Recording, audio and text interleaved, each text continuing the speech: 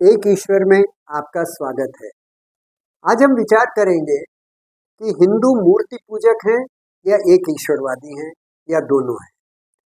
तो हमारे जो प्रमुख तीन देवता हैं वो ब्रह्मा, विष्णु और महेश हैं। इनकी हम पूजा करते हैं। इनके साथ इनके नीचे और भी देवता हैं, जैसे राम और कृष्ण विष्णु के अवतार हैं।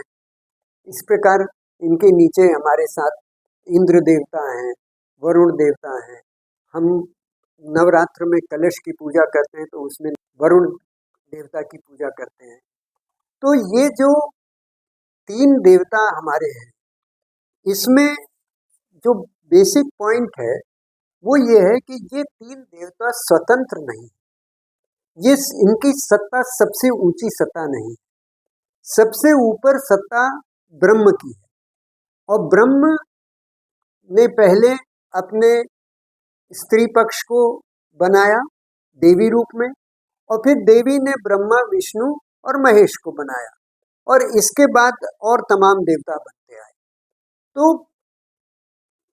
जो ये ब्रह्मा, विष्णु और महेश हैं, ये किसी प्रकार से स्वतंत्र नहीं है। ये ब्रह्म के अधीन है और इनके ऊपर एक ईश्वर ब्रह्म रूल करता है, उनके ऊपर शासन करता है। इसी प्रकार मेसोपोटामिया या पुराने सुमेर में तीन देवता कहे जाते हैं। वहां पर हैं एनलिल, एंकी और अनु। अनु को एल भी कहते हैं। और ये क्रमशः देवता हेवेंस या देवलोक, ये क्रमशः हेवेंस या देवलोक, अंडरवर्ल्ड या पाताल लोक और धरती या मनुष्य लोक के ऊपर शासन करते हैं। लेकिन जो फंडामेंटल डिफरेंस है वो ये है कि इनके ऊपर कोई ब्रह्म नाम का या ब्रह्मन नाम का कोई शक्ति नहीं है। ये तीनों देवता अपने में स्वतंत्र हैं और इनकी अपनी सत्ता है। ये स्वयं जो चाहे करते हैं इत्यादि, लेकिन इनके ऊपर कोई शासक एक ईश्वर वाला नहीं है।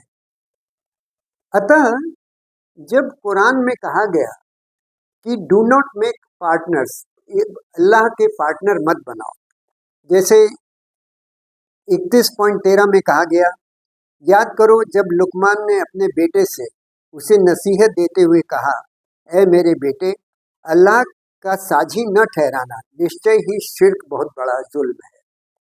तो अल्लाह का साझी बनाना या पार्टनर बनाना यानी अल्लाह के बराबर किसी दूसरे को ठहराना, इसे शिर्क कहा गया। लेकिन यहाँ मेसोपोटामिया और हिंदू में बेसिक अंतर है। मेसोपोटामिया में जो एनलिल, एंकी और अनु हुए, ये स्वतंत्र हैं और ये पार्टनर्स हैं, ये साझा हैं। इनकी शक्ति जैसा पहले कहा गया भगवान के बराबर है, लेकिन हिंदू धर्म में इनके ऊपर ब्रह्म की सत्ता है। अब आगे बढ़ते हैं। तो इनमें जो तीन देवता हुए एनलिल, एंकी और अनु, उसमें अनु या एल के पुत्र हुए बाल, और बाल का ही दूसरा नाम हो गया हुबाल। तो ये समय क्रम में मेसोपोटामिया से चलते हुए ये अरेबिया पहुंचे, और अरेबिया में इसे हुबाल नाम से इन देवता को जाना जाने लगा। जब इस्लाम का उदय हुआ तो उन्होंने पाया कि हुबाल की तो स्वतंत्र सत्ता है, इससे ऊपर तो कोई है ही नहीं, एक ईश्वर तो ये मानते ही नहीं है। तब मोहम्मद साहब ने अपने लोगों से कहा कि हुबाल की सब मूर्तियों को तोड़ो, क्योंकि यह अपने को अल्लाह के बराबर बता रहा है। जबकि हिंदू धर्म में ऐसा बिल्कुल नहीं है।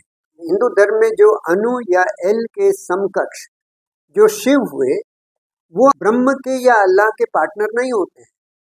तो मोहम्मद साहब ने हुबाल की जितनी मूर्तियां थी उनको तोड़ा, और इसलिए तोड़ा कि ये अपने को अल्लाह का साझी या अल्लाह के बराबर मानते थे।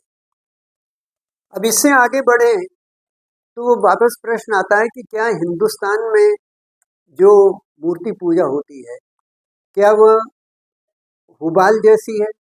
क्या हिंदू मूर्तियों को तोड़ा जाना चाहिए जैसा कि अरेबिया में मोहम्मद साहब ने किया? यहाँ एक बहुत महत्वपूर्ण पुस्तक प्रकाशित हुई है जिसका नाम है नाउ और नेवर। इसके लेखक हैं मौलाना शम्स नावेद उस्मानी और मैंने इसको समझा है रामपुर के अलामा अब्दुल्ला तारिक से। इस पुस्तक में ये कहा गया कि एक लोग हैं सेबियंस जो कि हिंदू हैं। इन्होंने सेबियंस की परिभाषा इस प्रकार बताई। पहला यह कि ये एक ईश्वर के साथ बहुत देवताओं को मानते हैं।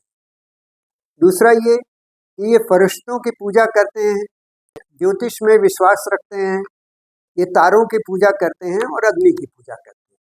तो ये बातें तो बिल्कुल सही हैं। हिंदू धर्म में फरिश्तों, देवताओं, अग्नि और तारों, इन सब की पूजा की जाती है। लेकिन जो प्राइमरी अंतर है वो यह है कि इन सब देवताओं के ऊपर हिंदू धर्म में ब्रह्म की सत्ता विद्यमान है, जो कि अल्लाह के समकक्ष है। कुरान में सेबियंस को बहुत आदर पूर्वक देखा गया। 3 आयों में कहा गया कि ज्यूस, क्रिश्चियंस और सेबियंस एक ही बराबर के लोग हैं। जैसे सूरह अल बरका में कहा गया कि जो भी ज्यूस, क्रिश्चियंस और सेबियंस और जो अल्लाह में और जो आखिरी दिन में विश्वास करते हैं, उनको भगवान रिवॉर्ड देगा। यही बात 569 और 22:17 में कही गई। तो इससे अर्थ ये है कि जो सेबियंस हैं उनको कुरान सम्मान देता है। कुरान सेबियंस को ज्यूज और क्रिश्चियंस के बराबर उन लोगों में शामिल करता है जो कि एक ईश्वर में विश्वास करते हैं। और अल्लामा तारिक अब्दुल्ला कहते हैं कि ये सेबियंस ही हिंदू हैं। तो जब सेबियंस हिंदू हैं और सेबियंस को कुरान में महत्व दिया गया, तो इसका मतलब कुरान में हिंदुओं की प्रशंसा की गई। कुरान ये कह रहा है कि हिंदू जब मूर्ति पूजा करते हैं तो वो एक ईश्वर को नकारते नहीं हैं, वो एक ईश्वर के साथ साथ मूर्तियों की पूजा करते हैं। इसलिए वह कुरान से सम्मत है। उसमें कुरान में और हिंदू मूर्ति पूजा में कोई अंतर विरोध नहीं है। इसलिए एक तरफ ला इलाहा इल्लल्लाह और दूसरी तरफ ब्रह्मा विष्णु महेश, ये सब साथ में चलते हैं और ब्रह्मा विष्णु महेश के नीचे दूसरे देवता साथ में चलते हैं। अब इसमें महत्व इस बात का है कि जो वर्तमान में अक्सर मुसलमान ये मानते हैं कि हिंदू मूर्ति पूजक हैं, काफिर हैं और शिर्क करते हैं, ये बात सही नहीं। सही बात ये है कि हिंदू एक ईश्वर की सत्ता को मानते हैं और उसके नीचे ब्रह्मा विष्णु महेश और तमाम देवताओं को मानते हैं। लेकिन नीचे इन देवताओं को मानना भगवान से साझा करना नहीं हुआ। वो स्वीकार करते हैं कि ब्रह्मा विष्णु और महेश जो हैं, इनकी सत्ता ब्रह्म के नीचे है, ब्रह्म के बराबर नहीं है। इसलिए हमें ये मानना चाहिए कि जो हिंदू हैं वह कुरान से सम्मत मूर्ति पूजा करते हैं। यह मूर्ति पूजा कुरान के विरोध में नहीं है और मुसलमानों और हिंदुओं को एक दूसरे से इस बात को समझना चाहिए कि जो हिंदू मूर्ति पूजा है वह कुरान के हुबाल की तोड़े जाने जैसा नहीं है। वहाँ पर हुबाल एकल देवता थे जो कि सबसे अधिक पावरफुल थे, जबकि यहाँ पर हमारी जो मूर्ति पूजा होती है वह लेसर गॉड्स की होती है, उसमें एक ईश्वर के बराबर नहीं होता। तो हिंदुओं और मुसलमानों दोनों को समझना चाहिए कि हिंदू जो मूर्ति पूजा करते हैं वह एक ईश्वर के साथ करते हैं और उसमें कुरान का किसी प्रकार से कोई विरोध नहीं है। न हिंदू शिर्क करते हैं, न मुसलमानों को हिंदुओं को नेगेटिव दृष्टि से देखना चाहिए और आपस में एक दूसरे की बात समझ के सौहार्द बनाना चाहिए। इसी के साथ हम इस वीडियो को समाप्त करते हैं। आपसे फिर मिलेंगे, तब तक इस वीडियो को लाइक और शेयर करना न भूलें और अपने क्रिटिकल कमेंट्स हमें अवश्य उपलब्ध कराएं। धन्यवाद।